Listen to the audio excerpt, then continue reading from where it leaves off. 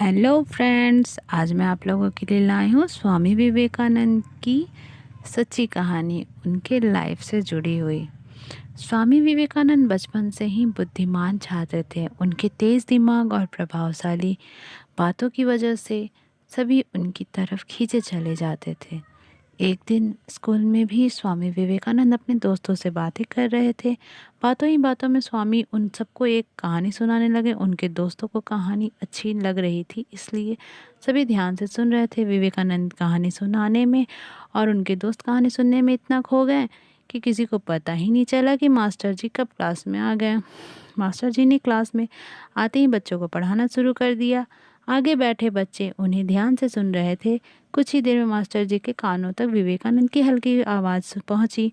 उन्होंने ऊंची आवाज़ में पूछा कि कक्षा में कौन बातें कर रहा है। वहां मौजूद अन्य छात्रों ने विवेकानंद और उनके दोस्तों की ओर इशारा कर दिया। यह जानकर टीचर को गुस्सा आया। उन्होंने उन सभी को अपने पास बुलाया और पूछा कि मैं अभी क्या पढ़ा रहा था। कुछ सेकंड तक किसी से कोई जवाब न मिलने पर उन्होंने हर बच्चे की तरफ देखते हुए सवाल पूछा। सबने अपनी नज़रें झुका ली। तभी टीचर विवेकानंद के पास पहुंचे और कहा कि क्या तुम्हें पता है मैं क्या पढ़ा रहा था। उन्होंने मास्टर को सही जवाब दे दिया।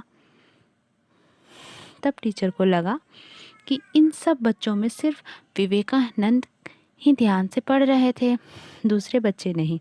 यह सोचते ही मास्टर ने स्वामी के अलावा अन्य छात्रों को अपने अपने बेंच पर खड़े होने की सज़ा दे दी। सभी ने टीचर की बात मान ली और बेंच पर खड़े हो गए। कुछ ही देर में स्वामी विवेकानंद भी अपनी सीट पर जाकर बेंच पर खड़े हो गए।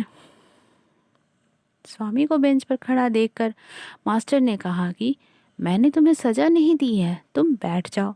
नज़र झुकाते हुए विवेकानंद ने कहा, सर, मैंने ही इन सभी छात्रों को बातों में लगा रखा था। गलती मेरी ही है। सज़ा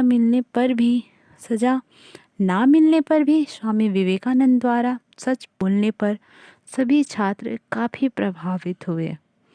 तो इस कहानी से हमें ये सीख मिलती है कि हमें जीवन में हमेशा सच बोलना चाहिए। आई होप आप लोगों को ये कहानी अच्छी लगी हो। तो प्लीज़ मेरे चैनल को लाइक एंड सब्सक्राइब करें और ज़्यादा से ज़्यादा इस कहानी को शेयर करें। Thank you.